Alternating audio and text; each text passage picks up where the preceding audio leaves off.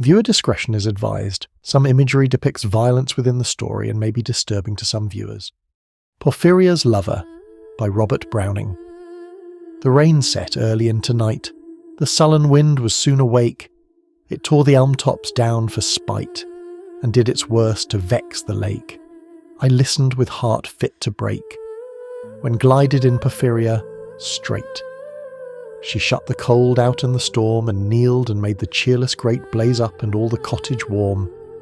Which done, she rose, and from her form withdrew the dripping cloak and shawl, and laid her soiled gloves by, untied her hat and let the damp hair fall, and last she sat down by my side and called me.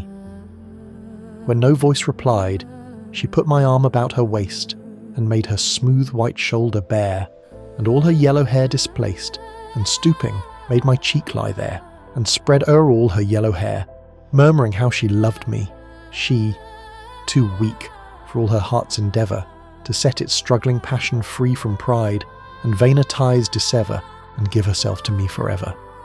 But passion sometimes would prevail, nor could tonight's gay feast restrain a sudden thought of one so pale, for love of her, and all in vain.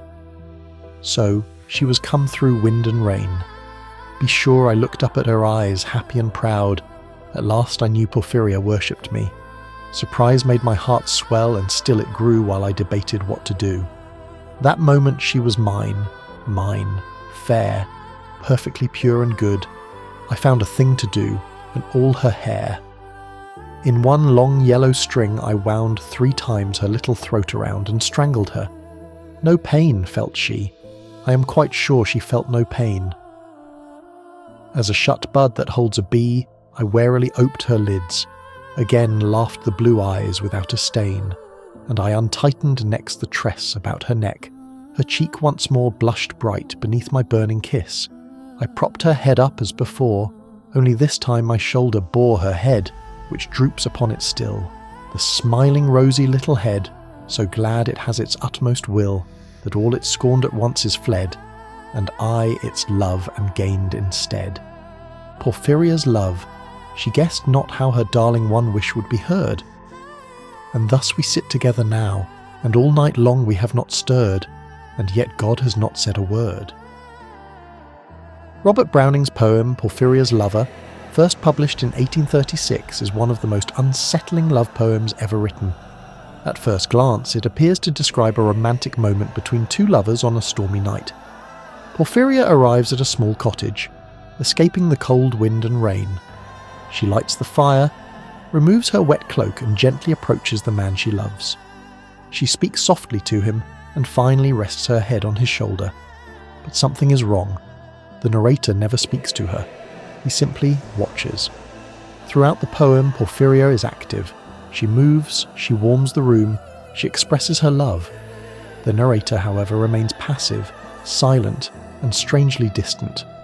His thoughts begin to turn inward, and he becomes consumed by one idea, that at this moment, Porphyria loves him completely.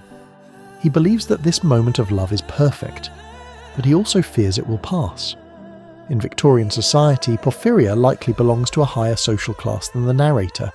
Their relationship may be forbidden or socially unacceptable. This tension seems to trouble him deeply.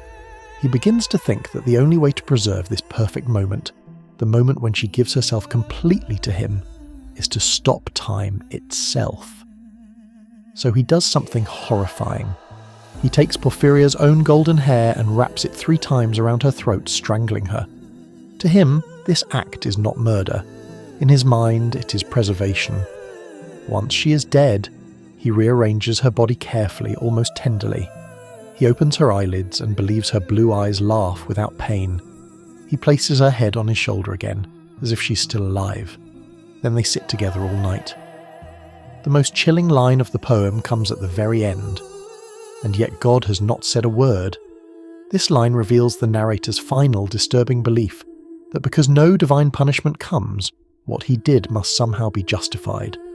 Browning uses this poem as a dramatic monologue, meaning the entire story is told through the voice of a single speaker. What makes it terrifying is that the narrator never believes he has done anything wrong. He speaks calmly, rationally, but through his words, we slowly realize we are listening to a deeply disturbed mind. In this way, Browning invites the reader to witness the frightening power of obsession, when love becomes possession, and when the desire to control another person becomes more important than their life. And that is what makes Porphyria's Lover such a haunting poem. It is not simply about murder, it is about the dangerous idea that love can be frozen, owned, and preserved forever. Thank you for listening. I hope you enjoyed this reading and exploration of Porphyria's Lover by Robert Browning.